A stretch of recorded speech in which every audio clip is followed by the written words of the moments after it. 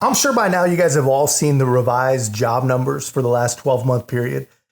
Almost 1 million jobs that they told you were created by the world's most prolific jobs creator in human history, Joe Biden.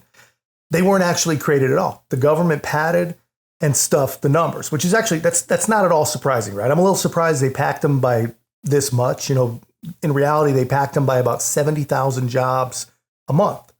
And, that is what it is. We all knew the jobs reports were inaccurate. We all knew they were packed.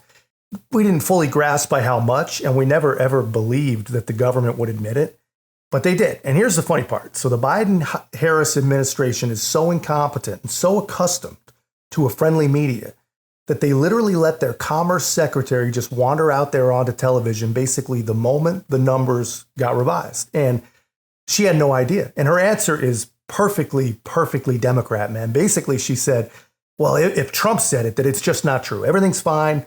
The jobs are great. Everything's good. This is not true. Just watch this poor lady's face, man. She really believed that this was all fake. She really had no idea that as she's out there talking about the Biden-Harris amazing economic record, that the Bureau of Labor was trying to quietly correct the record. Democratic National Convention here in Chicago. So happy to have you here with us. And joining us right now is former Rhode Island Democratic Governor Gina Raimondo. We should also note she has a position in the Biden administration, but she's not here in that official capacity today.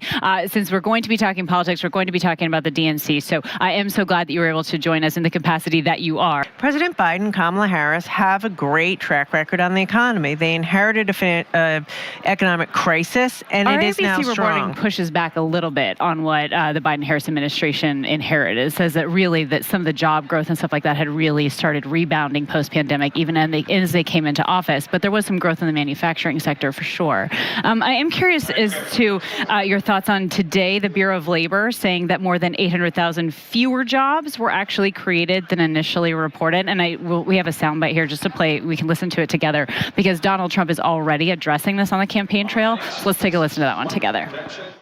The administration padded the numbers with an extra, listen to this one, 818,000 jobs that don't exist. So they said they existed, and they never did exist. They built them up so that they could say what a wonderful job they're doing. So when you hear that, do you potentially think that this new numbers could be a liability for this campaign? No, when I hear that, first of all, I don't believe it because I've never heard Donald Trump say anything truthful. It is, though, from the Bureau of Labor. I'm not familiar with that. But look, let me just say this. I have talked to hundreds of business leaders who have looked at Harris's plans, who have looked at her focus on innovation, her focus on, helping businesses, her focus on, she has said over and over, I am pro-business.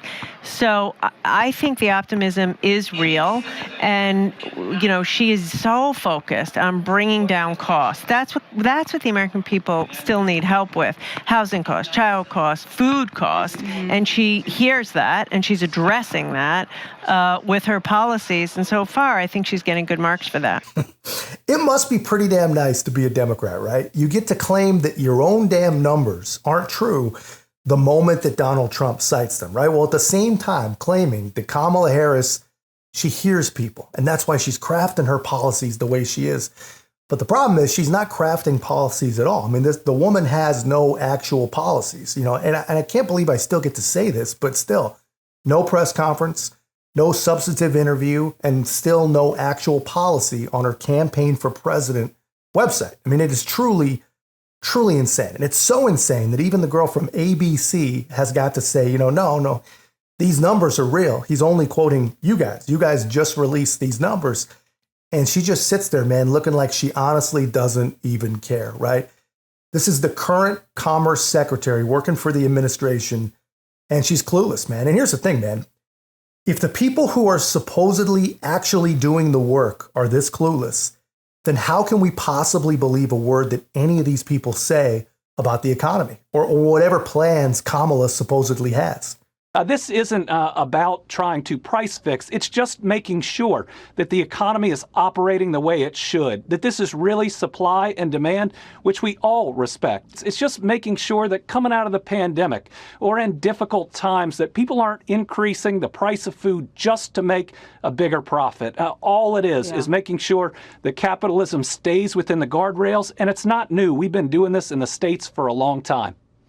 Kevin O'Leary joins me now. I got a feeling, Kevin, that you really don't agree with that, do you?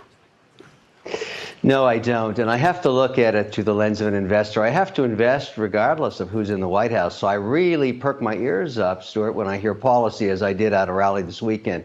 I've spoken with dozens of investors, and we're quite shocked. Just from the 30,000 feet, we thought Harris was going to reboot her whole position to the middle. The idea was to get the swing voters on board with her with a middle strategy. Instead, we're getting Bidenomics 2.0, which is a shock. In addition to Bidenomics 2.0, if you look through the rally proposals, it's basically the same stuff they've been touting for the last 36 months. You've got this price control, price fixing patina on top of it, which we know doesn't work.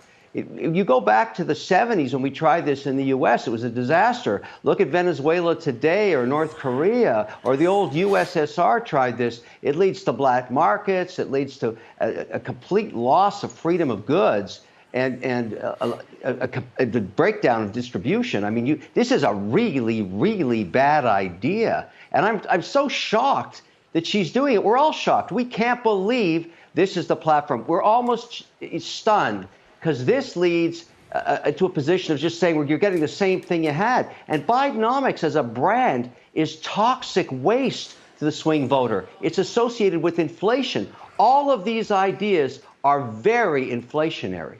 Yeah, we can believe Kevin O'Leary, right? Because he is absolutely correct. Everything these people have done and everything they plan to do is inflationary, right? While at the same time, they've gone from telling us that inflation was transitory to now telling us that inflation is back down. Inflation is only 3%. They want you to forget about the other 18 to 25% since they've been in office and just focus on last month's 3%. And of course, anything other than that is just some Trump lie, right? That's what these people expect you to believe. They want you to believe that the economy is great, but anything that's not great is Trump's fault, and only Kamala can fix it on day one. That is what they expect you to believe, man. It's wild, man. And here's the crazy thing. There are people out there that actually believe it, but that's all I got, man. Let me know your thoughts in the comments. If you haven't already, be a part of our growth. Make sure to like, comment, subscribe. Most importantly, share the channel. I'll see you in the next one.